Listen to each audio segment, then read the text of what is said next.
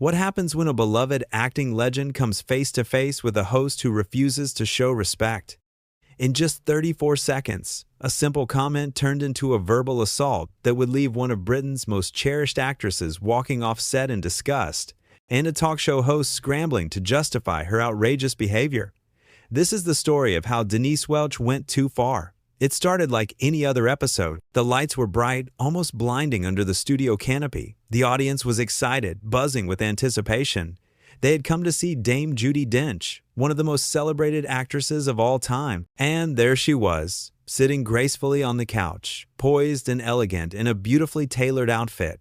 She looked comfortable, ready to discuss her latest work. She had agreed to appear on the show to talk about her new film, a project she was clearly passionate about. The atmosphere seemed friendly at first, warm even. Denise Welch opened the segment with what appeared to be a welcoming smile, the kind of smile that hosts wear when they are trying to put their guests at ease. The cameras were rolling, the audience was watching, and everything seemed perfectly normal. No one could have predicted what was about to unfold. Well, Denise began, smiling at the camera. We have Dame Judi Dench here today. Always lovely to have you, Judy. Always. Judy smiled politely, the way she always did. Professional, gracious, composed. The kind of person who had spent decades in the industry and knew exactly how to handle herself in any situation, no matter how challenging. She had done thousands of interviews. She had sat across from journalists, hosts, and critics who had tried to rattle her, and she had always managed to maintain her dignity. This was no different, or so it seemed. She thanked Denise and the other hosts with a warm nod, settling into her seat with the ease of someone who had been in the spotlight for most of her life. The audience clapped, a few people cheered, and Judy acknowledged them with a gentle wave. She was ready. She had come to talk about her work, to share her passion for storytelling, and to connect with the people who had supported her over the years. She had no reason to expect anything other than a respectful, engaging conversation. So, Judy, Denise continued, leaning forward slightly, you are here to talk about your new film. But before we get to that, I have to ask, do you ever get tired of playing the same types of characters? You know, the wise old woman, the regal figure, the mentor. Does it not get a bit repetitive? There was a pause, a long, uncomfortable pause, the kind of silence that makes people squirm in their seats. The audience shifted uncomfortably, glancing at each other as if to confirm that they had all heard the same thing. It was a loaded question, dripping with condescension, and everyone in the room could feel it. The other hosts exchanged quick, nervous glances. One of them cleared her throat, as if she was about to say something, but then thought better of it. The tension in the air was thick, almost suffocating. This was not the playful banter that audiences expected from a daytime talk show. This was something else entirely, something sharper, something that felt more like an attack than a conversation. But Judy, ever the professional, chose to respond with grace. She took a breath, composed herself, and spoke with the calm confidence of someone who had dealt with far worse over the course of her career. Well, I do not think of it that way, Judy said calmly. Every role is different to me. Every character has her own story, her own voice. I find something new in each one. It was a perfectly reasonable answer, a classy response to a question that was clearly meant to provoke. But Denise was not satisfied. She pressed on. Right, but come on, Denise said, her tone shifting noticeably. There was an edge to her voice now, a sharpness that had not been there before. She leaned forward slightly, her eyes fixed on Judy with an intensity that felt almost confrontational. How many times can you play a queen, or a dame, or someone sitting in a manor house giving advice? I mean, surely you must feel like you are stuck in a box at this point. Do you not ever want to break out and do something, I do not know, more modern, more relatable, something that actually connects with people today? She emphasized the word today as if to suggest that Judy's work was somehow outdated, irrelevant, disconnected from the real world. It was a deliberate jab, and it landed hard. The implication was clear. Denise was suggesting that Judy's career was stuck in the past, that she was playing the same roles over and over again because she was either too scared or too limited to try anything new. It was an insult disguised as a question, and everyone in the room knew it. The other hosts glanced at each other nervously, their expressions a mix of shock and discomfort. One of them, a younger woman who had always admired Judy, opened her mouth to say something, perhaps to steer the conversation in a different direction. to diffuse the tension before it escalated further. She tried to jump in with a lighter comment, something about how versatile Judy's career had been, how she had played so many different types of characters over the years. But Denise was not having it. She waved her hand dismissively, cutting the other host off mid-sentence. She was on a roll now, and she was not about to let anyone derail her. She wanted to make her point, to push Judy into a corner, to get a reaction, and she was willing to keep going until she got it. The audience watched in stunned silence. Some people looked down at their hands, clearly uncomfortable with what was happening. Others stared at the stage, wide-eyed, unable to look away. Judy took a breath, a slow, measured breath. Her smile was still there, fixed in place, but it was thinner now, stretched tight across her face. You could see the patience wearing away, bit by bit.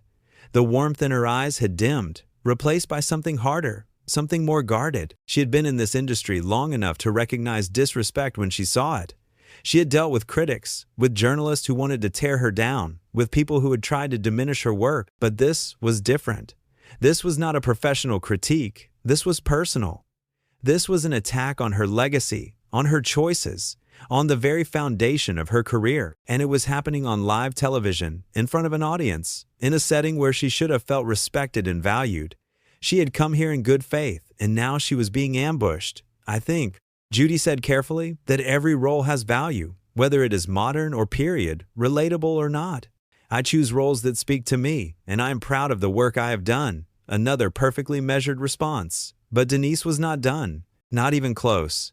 Okay, but let me be honest with you, Judy, Denise said, leaning back in her chair with a smirk that made it clear she was enjoying this. She crossed her arms, tilted her head slightly, and looked at Judy with an expression that could only be described as smug.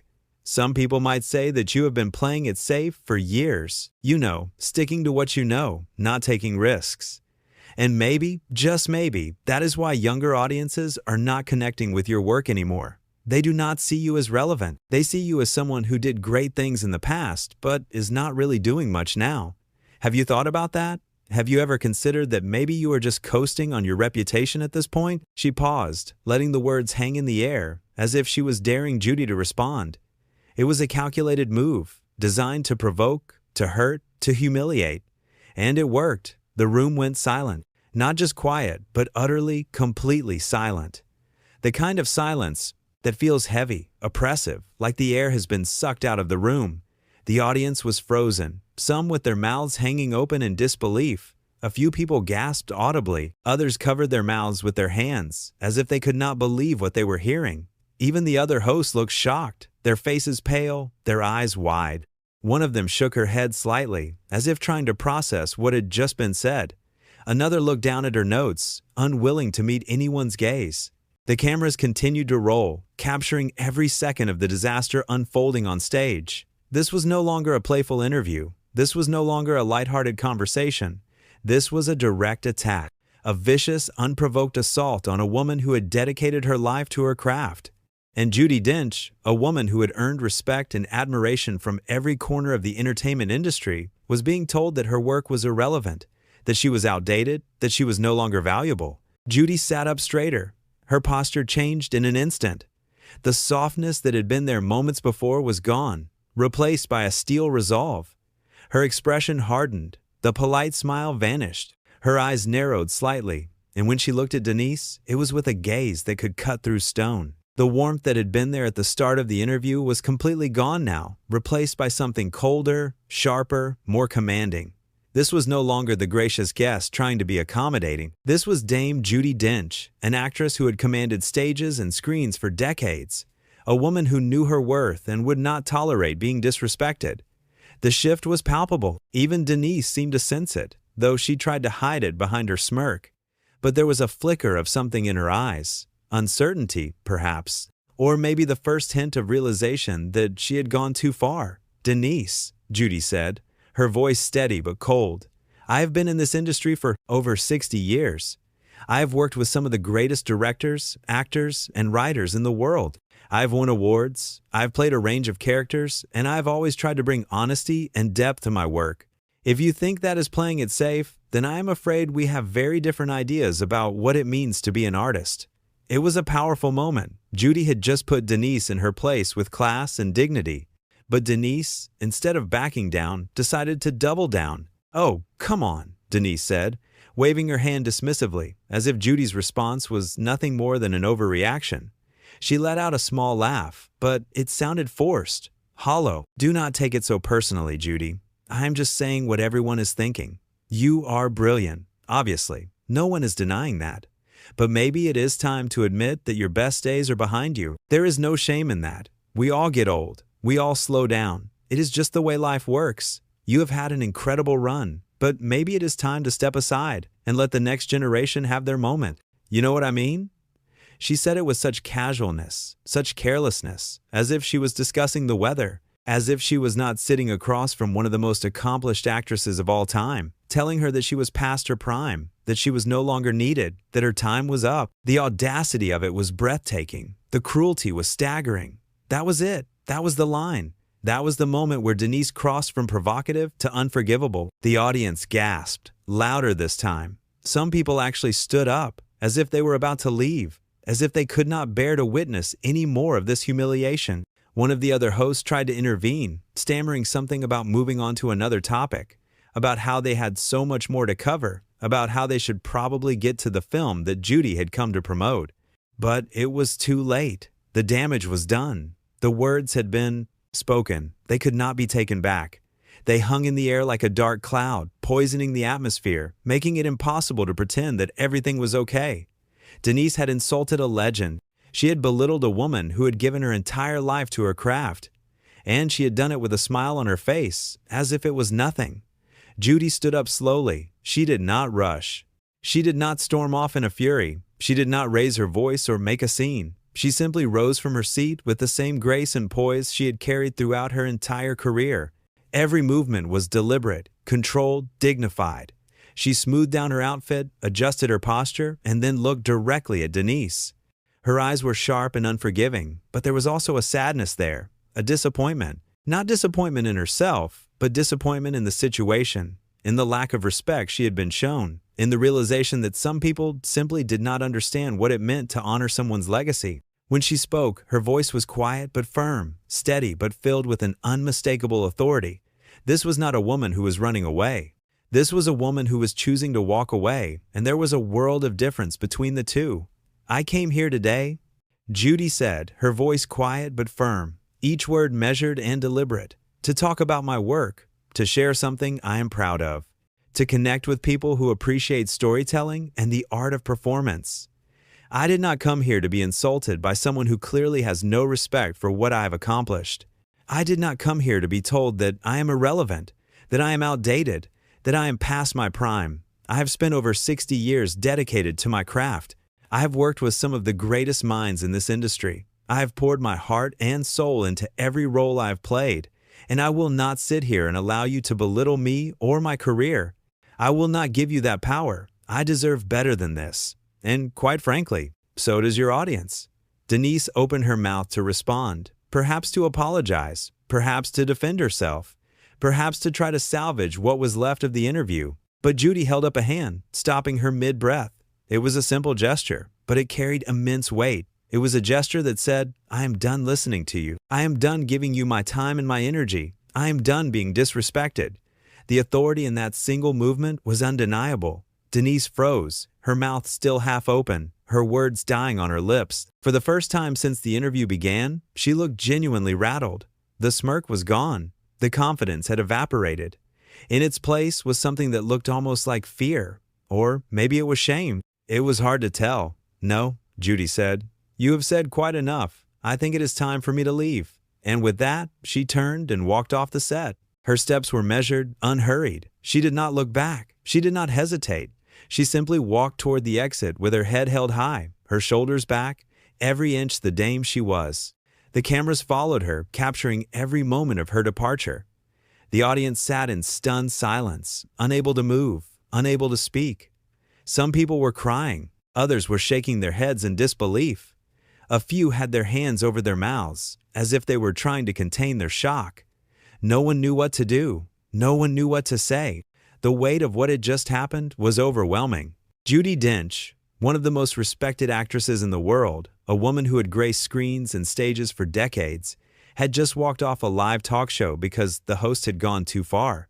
It was unprecedented, it was shocking, and it was entirely justified. Denise, for her part, looked completely caught off guard. She sat there for a moment, frozen, as if she could not quite process what had just happened. Her face was flushed, her hands were trembling slightly.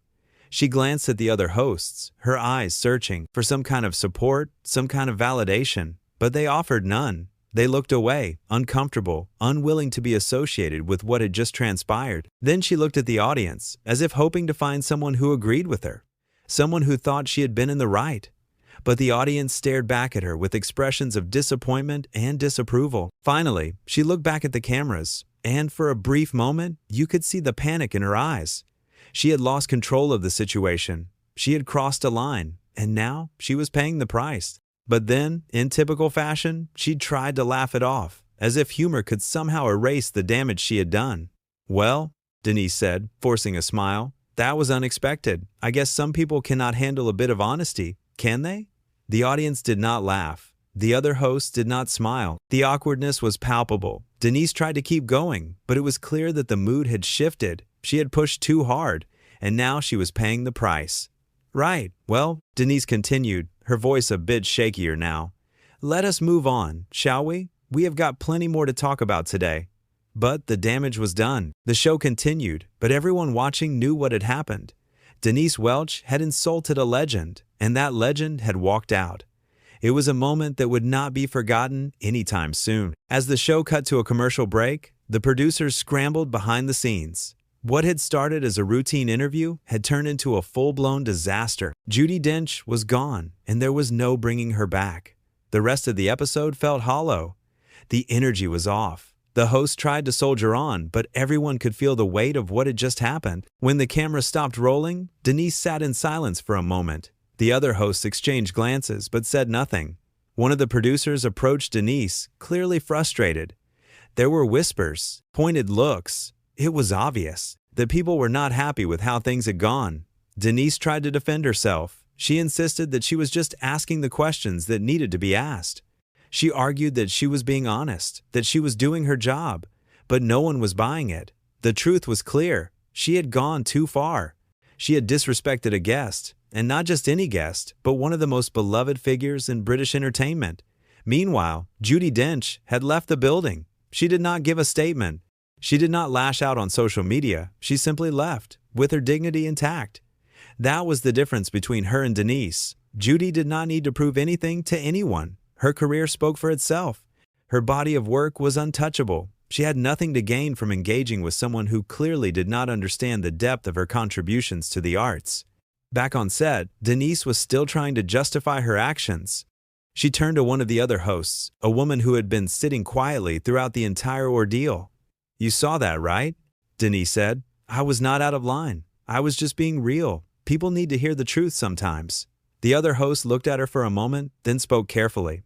"Denise," she said softly, "I think you went a bit too far. Judi is a legend. She deserved better than that." Denise did not respond. She just stared at the floor, her face flushed. For the first time, it seemed like she was realizing the gravity of what had happened. She had alienated a guest, embarrassed herself on live television, and created a moment that would be talked about for years to come, and not in a good way. The rest of the day was a blur. The producers tried to salvage what they could, but there was no undoing what had happened. Judi Dench had walked off the show, and that was the story. That was what people would remember. Not the film she had come to promote, not the other segments. Just that one moment when Denise Welch pushed too hard and lost a legend. As the hours passed, the incident began to spread. Clips of the exchange were shared online. People weighed in, and the response was overwhelmingly in favor of Judi. Comments poured in, praising her for standing up for herself and condemning Denise for her lack of respect. It was clear which side the public was on. One viewer wrote, "Good for Judi Dench.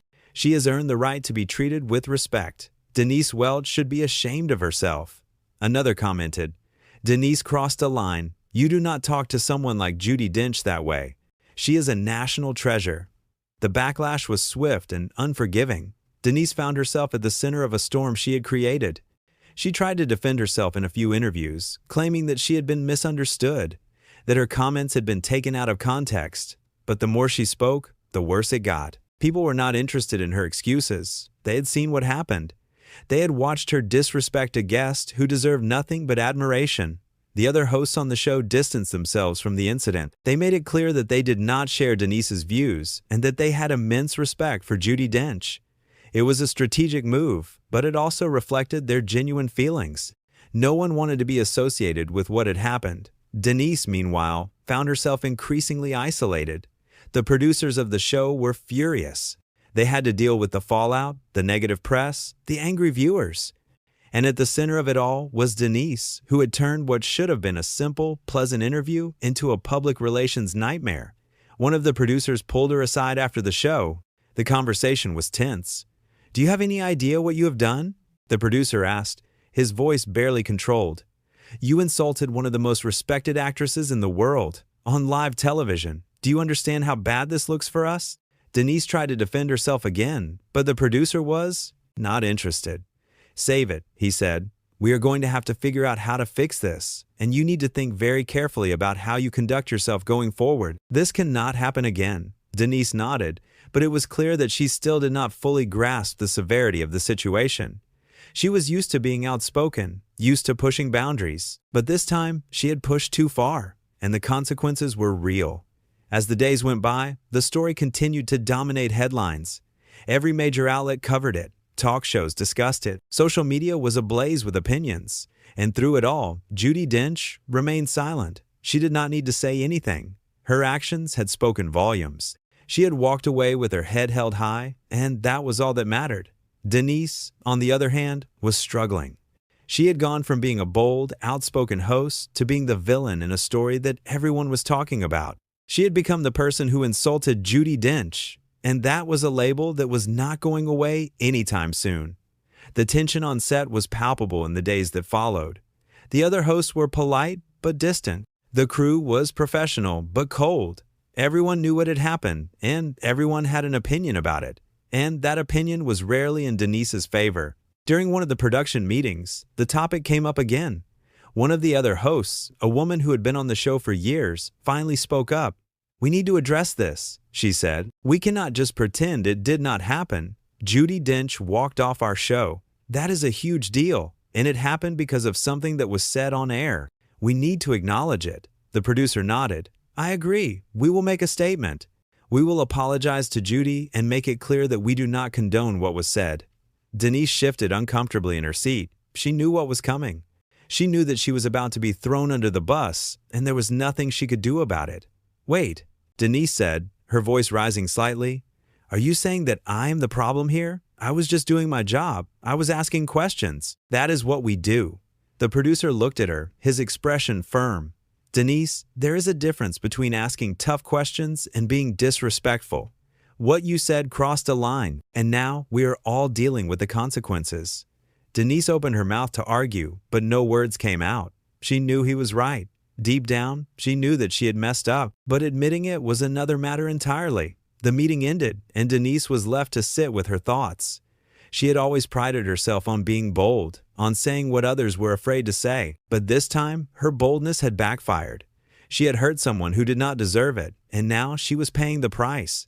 Meanwhile, Judi Dench continued with her life. She attended premieres, she gave interviews, she worked on new projects. She did not dwell on what had happened. She did not let it define her, because at the end of the day, she knew who she was. She knew her worth, and she did not need validation from anyone, least of all from a talk show host who had shown her such disrespect. The incident became a cautionary tale. It was a reminder that respect matters, that words have consequences, that you cannot simply say whatever you want without expecting pushback. And it was a reminder that legends like Judi Dench have earned their place in the industry, and they deserve to be treated with the dignity and respect that comes with that. For Denise, the road ahead was uncertain. She had damaged her reputation, and rebuilding it would not be easy. She would have to work hard to regain the trust of her audience, her colleagues, and the industry as a whole. It was a lesson learned the hard way, and one that she would not soon forget. In the end, the story was simple. A host made a mistake, a legend walked away, and the world watched as one person's lack of respect led to a moment that would be remembered for years to come. It was a clash that did not need to happen, but it did. And it served as a powerful reminder that some people, no matter how talented or accomplished, deserve nothing less than respect. Judi Dench was one of those people, and Denise Welch learned that lesson the hard way.